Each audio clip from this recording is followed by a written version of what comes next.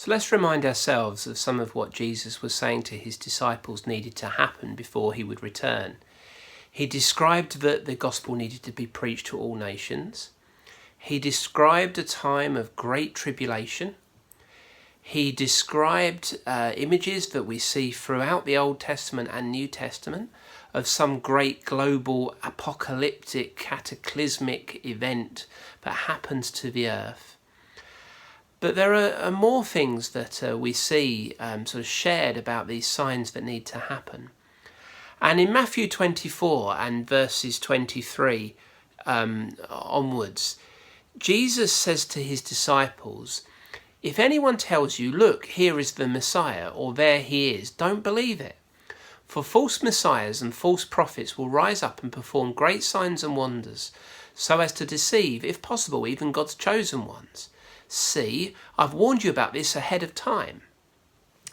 Jesus clearly seems to want to warn his disciples to watch out for wolves in sheep's clothing. He wants them to watch out for false messiahs, false prophets rising up who would seek to try to counterfeit the genuine. There's some debate about whether, again, what Jesus is describing here is past, present and future. Was it something that was part of what happened in AD 70 when the Romans besieged Jerusalem and destroyed the temple? Is it something that happens in the present day? Or is it something that's going to happen as part of those end times where we see these things happen?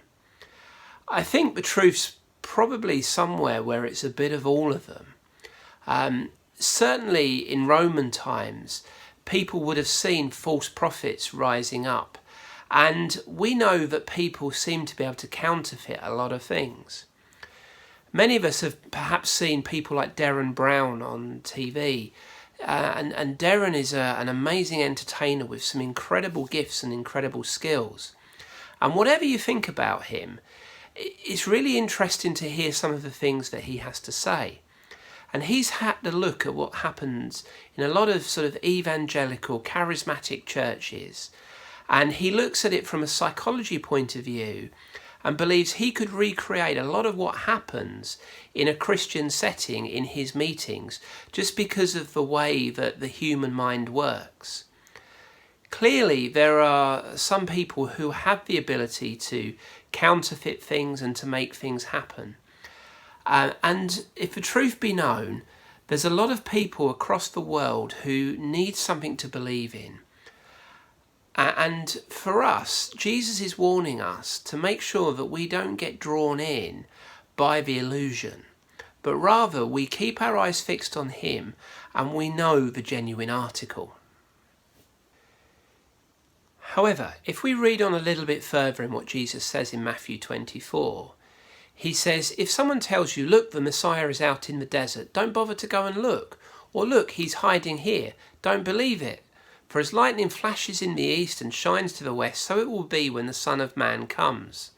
Just as the gathering of vultures shows there is a carcass nearby, so these signs indicate that the end is near."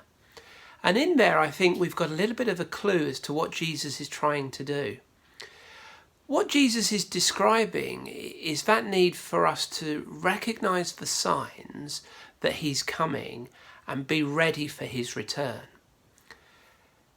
When we start to read through passages of Revelation, what we start to see is a parallel between what Jesus is describing here and what we're reading in Revelation. And there seems to be this link to this time of tribulation, that some of the things that Jesus is describing seem to fit within that tribulation time. But it also must be recognised that some of what we read can also be linked to an extent to some of the Bible times. Jesus warned his followers to watch out for false prophets. And if we read Acts 21 verse 38, we see that Jesus has been arrested, Paul has been arrested, and he's about to be taken before the governor.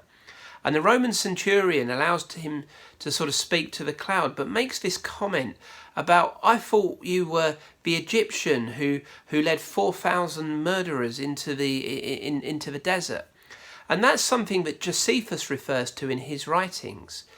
there was this account of this person who had risen up like a false prophet and led lots of people into the desert. In his writings, Josephus also describes another character, another sort of false prophet, someone called Jonathan, who was a weaver, who went again out into the desert and sort of deceived a number of people, but ended up being burned alive by the emperor Vespasian. Clearly, in the Bible times and in the times that followed Jesus, there were a number of these false prophets that rose up, claiming to have sort of special powers and special influence, and seeking to draw people away and deceive them. Jesus doesn't want us to be deceived. We know that the Bible says that Satan is the father of lies and that his tactics are to steal, kill and destroy. He's also described as the deceiver. That's literally what Satan means, the accuser, the deceiver. And he's the father of lies. And so Jesus wants us to make sure that we're not drawn in by his deception.